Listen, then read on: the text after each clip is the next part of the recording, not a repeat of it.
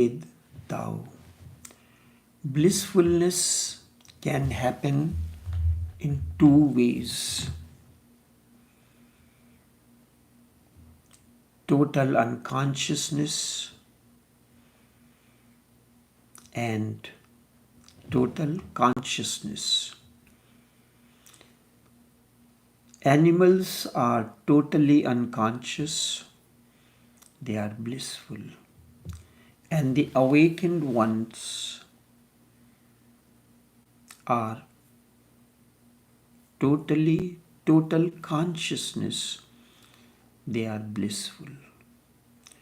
But man is in between two. He swings between unconscious and conscious. A part of you has become conscious, but the major part of you remains unconscious. This creates a division and a situation of schizophrenia. You have become two, not one. The integration is lost. Animals are integrated, and so too are the saints or the awakened ones. But man is disintegrated, and this is the cause of his misery or unconsciousness. A part of you is animalistic, and the other part is saintly. There is a constant conflict, a struggle.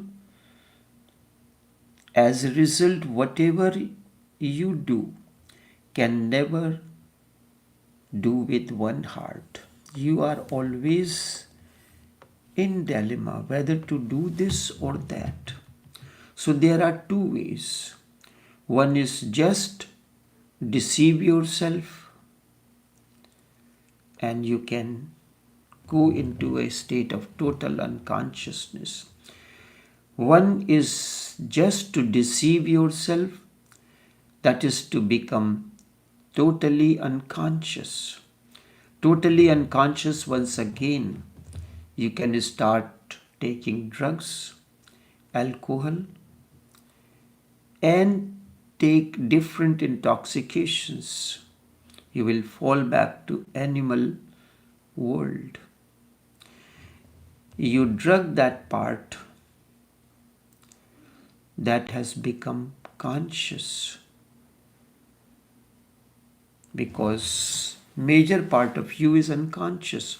So the small part, which is 10%, which is conscious, through the effect of drugs, you make it unconscious again. You drug the part that has become conscious, and this will make you totally unconscious. But this is a temporary deception. You will arise again. The effect of the chemicals that you are taking is short-lived. It will be lost, and your unconsciousness will again become conscious. Part of you, the part that you have forcefully suppressed through alcohol and drugs or something else, will arise again. And that will bring more suffering, because then you can compare, and the suffering will be more. You can go on drugging yourself. That is what some people are trying to do, only through chemicals. There are other methods also to make your unconscious into conscious, that is the religious ways. You can use a mantra, you can use a zikr, or you can chant, and this also creates a certain type of intoxication. You can do many things which can make you unconscious again. But again, this is going to be temporary. You can do a zikr. So what happens? You use a particular word or name or anything and you continuously chant it. It gives you a temporary boredom, and because of the boredom you fall asleep through the continuous chanting of a particular mantra, and you feel very happy that you have become a religious person. The person who is taking the alcohol or drugs as a part of jap or zikr, he is doing the same thing, but he is using the other method, chemical method.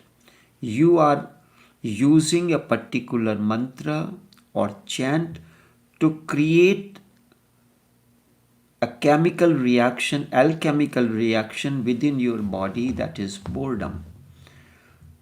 When mother puts the child to sleep, she uses one word. Simple word, nothing else. She does not chant a mantra or anything. And with that, a boredom is created in the child and child falls asleep. You can do many things which can make you unconscious, but all these are temporary. Temporarily, while you are chanting the mantra or zikr, because there is an alchemical reaction, it makes you happy for a certain period of time. When the effect is worn out, you again become unconscious.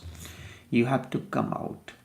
You have to come out, and there will be a deeper suffering, because then you will have a comparison. If in unconscious this is possible, what will be possible in total unconsciousness?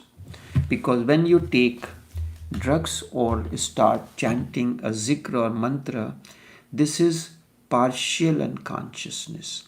So when you are totally unconscious state like animals, they are not chanting any mantra or zikr. They are not taking alcohol. So they are in a state of total unconsciousness. You will become, if you experience this state of unconsciousness through drugs or the chanting, what will be possible? You will become hungry for it, and you will feel more starved when you come out of that situation. Remember one thing, totality is the bliss. Whether you are totally unconscious or totally conscious, man is 90% unconscious and 10% conscious. Animals are 100% unconscious, and saints and awakened ones are 100% conscious. So the bliss can happen only when there is a state of totality. Totally unconscious, but when you are using the device to become unconscious or come out of that situation, it is partial and temporary. Through you take the drugs, its effect remains of a certain time, and after that it wears out. You take the drugs or alcohol, there is a state of hangover, and in that you forget all about. But that is going below the mind. When you are using the zikr, again there is a partial state remains for a period of time, and there is a hangover of the zikr.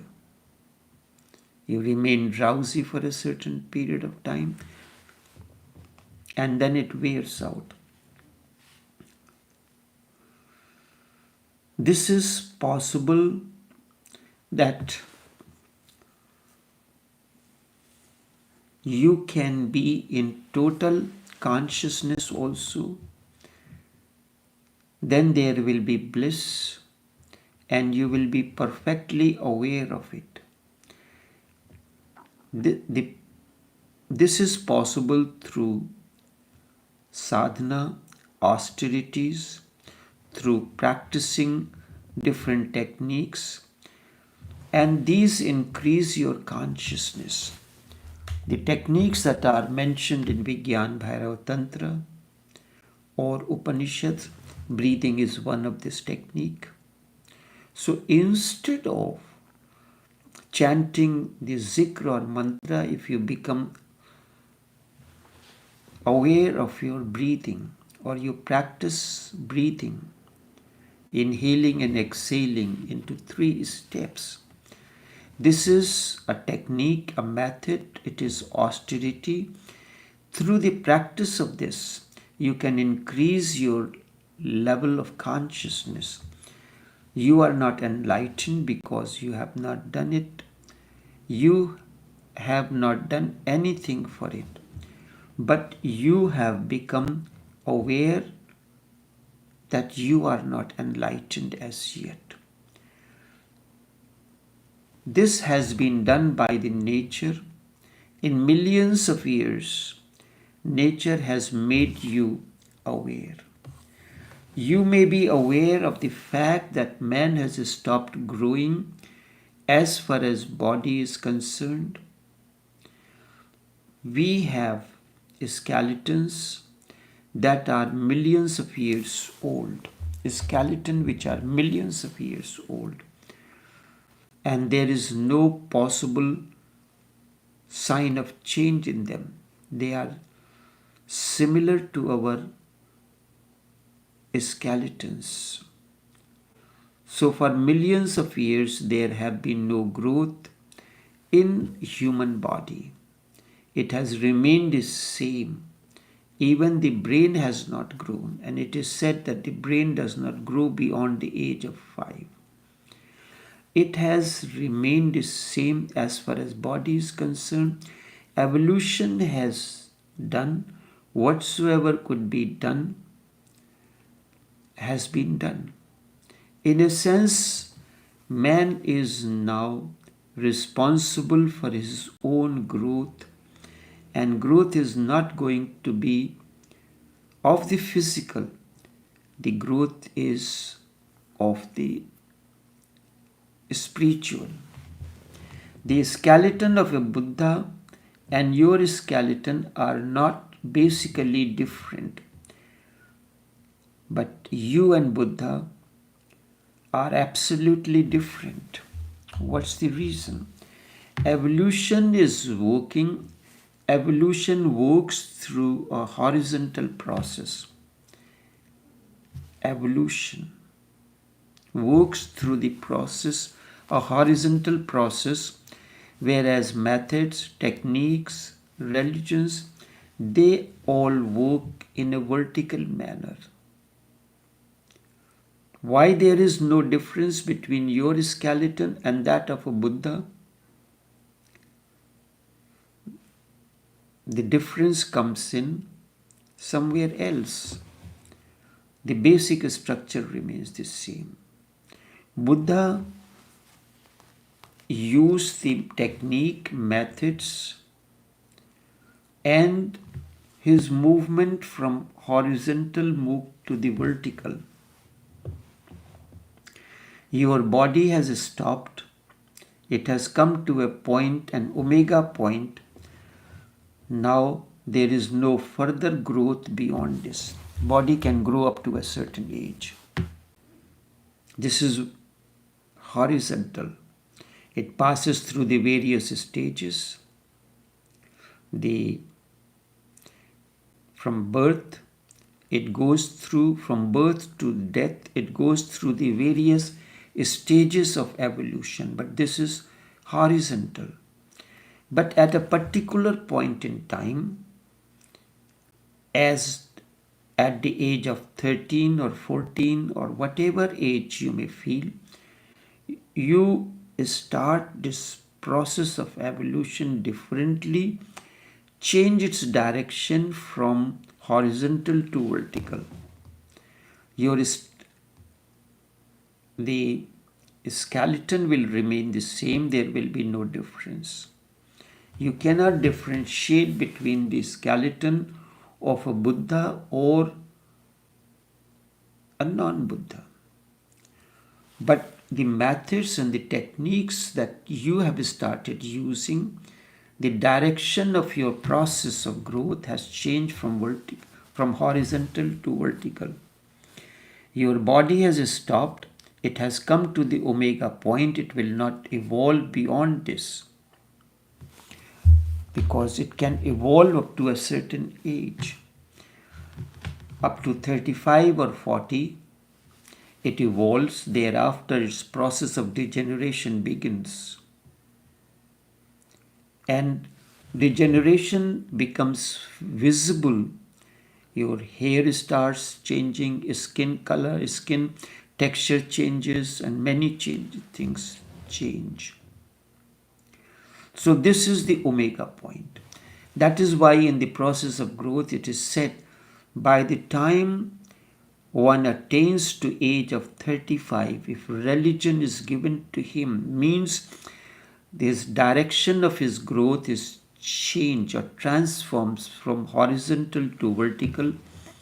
There is no possibility of man to be conscious totally, to attain to total consciousness. Body at a certain point at the age of 35 to 40 reaches the omega point. Now there is no further growth for it. Horizontal evolution has stopped. Now vertical evolution is possible. Is possible, but we do not enter into. Now, whenever you have to take a jump vertically, that vertical evolution will be of consciousness. Your hair will continue to turn grey. Your skin will continue to have wrinkles. Bones will continue to degenerate. But the process has changed from horizontal to vertical. Now, wherever you are, you have to take a jump vertical. That vertical evolution is the beginning of the process of consciousness into you, not of the body. You have reached the climax, the omega point as far as the physical evolution is concerned. But the evolution of consciousness, it can begin at any time. And this is your responsibility. The process of evolution is natural, but the process that changes the direction, that is, you have to make an effort to change its direction from horizontal to vertical. Like from swimming to diving is your effort. You cannot ask nature why, but nature can ask you why you are not enlightened. Because everything was provided to you. The opportunity was there for you to start moving your journey from horizontal to vertical. But you did not start. So who is responsible for it? You. You are responsible for it, for journey to transform from from horizontal to vertical. Your body has all that is needed. You have your skeleton and that of Buddha is the same.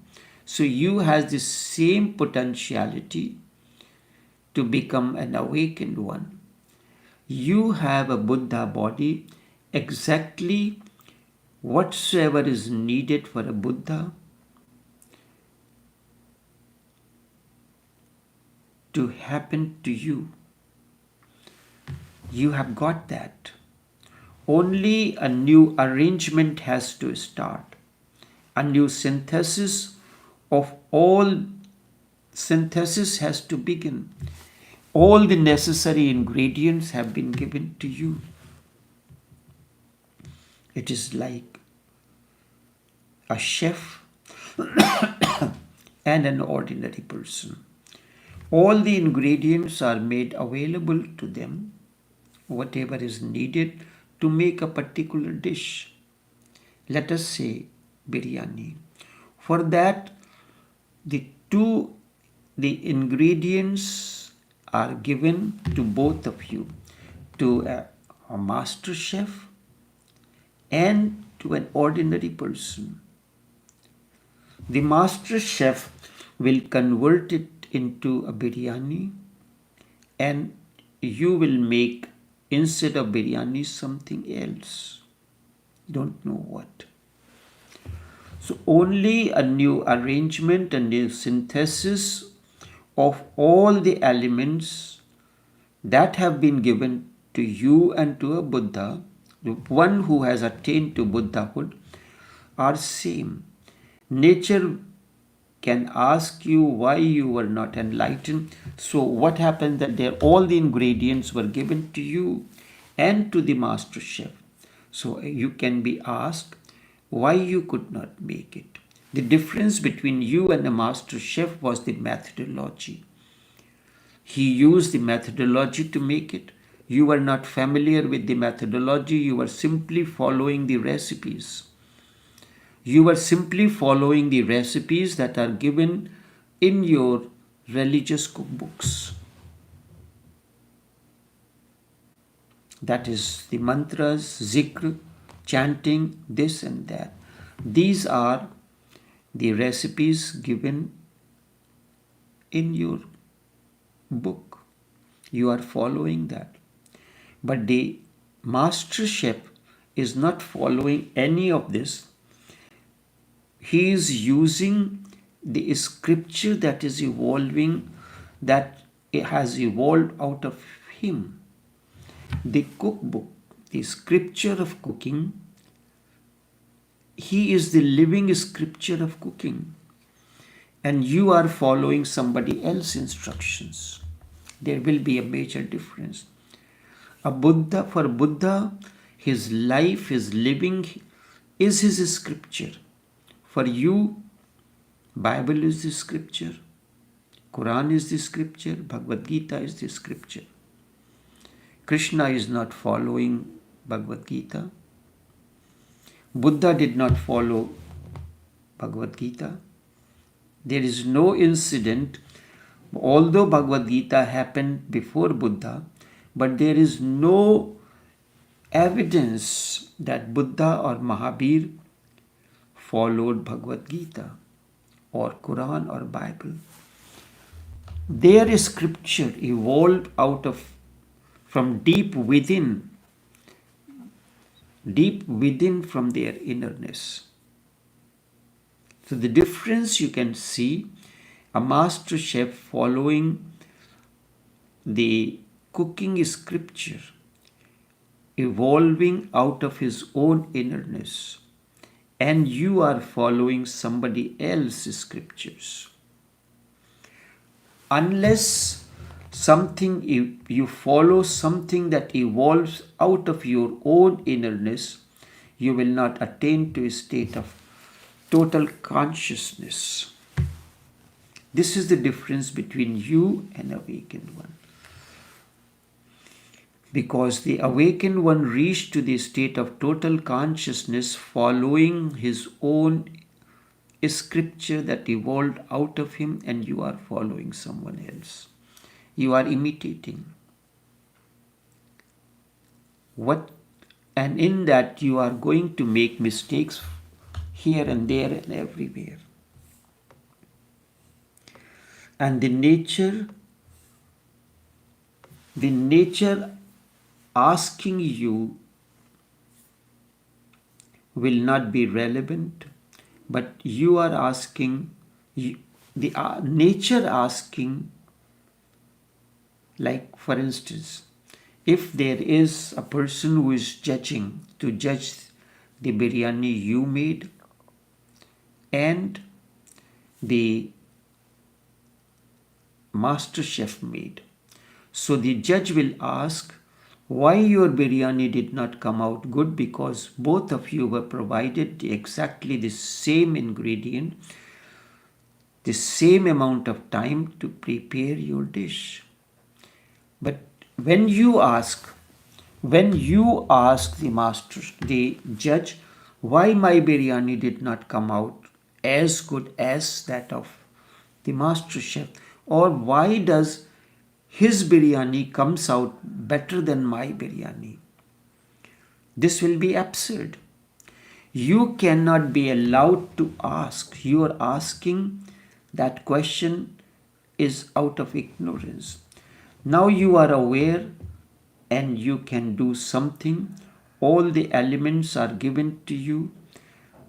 The hydrogen is there, the oxygen is there, the electricity is there, the existential bioenergy is there. You have to make certain effort to experiment and create the water. You have to allow this existential understand the very nature of the existential bioenergy and utilize it. A person who does not understand the nature of the existential bioenergy, he does not know how to use it, and in that he makes his life miserable. This is the way your life is, and you can now decide that sex is bad. You do not analyze that the same energy was given to you, the existential bioenergy. You have wasted it, and the one who has attained to awakening, he knew how to utilize this energy in the right proportion, in the right direction, and change its direction from horizontal to vertical. The entire process of spiritual growth is the journey from horizontal to vertical. The master chef, in him the process of cooking has become a vertical movement. In you it is a horizontal movement. You are following somebody else, but he is following his own innerness. All that is needed for you to be enlightened is with you, just as all that was needed to make a perfect biryani you had. You had the stove, you had the pot, the same thing, exactly what was given to the master chef. You have to learn to combine the process, how and what time, what to add and what to blend, when to add the onion and to what proportion, and when to add garlic. You have to know the essential quality of garlic and onion both. Garlic is pungent in nature. Onion has a sweet flavor. So you have to know how to combine and how to blend it. The existential bioenergy is available to you as a tool. You have not known how to utilize it. So you have made your life a misery, and then you complain this energy that you know as sex. The moment you know how to harness this energy and how to change its direction from horizontal to vertical, then you will attain to the same Siddhartha Gautam attained to that state. So when something is given, what happens now? You tried and your biryani came out a little bit good. You say, I make a really good biryani, and you forget about learning. You forget, you do not continue, you stop at the process, continuing the process of going deeper and deeper into you, deeper into that process of making biryani. You made one time biryani and it came out a little bit good, or two times, and you say that I have become I make perfect biryani. This is what happens with each one of you. You have learned a little bit of this use of this existential bioenergy. You have to continue going deeper and deeper into you to know, and the process has to continue until this existential bioenergy becomes light out of you. So that's why the book that I am reviewing, Putting Insight, is Life, Love and Light. The process does not have to end anywhere. It has to continue until it attains to the light. The life becomes light. The existential bioenergy becomes light. When it becomes light, that means a state of total consciousness has descended in you, become your way of life. Enough for now.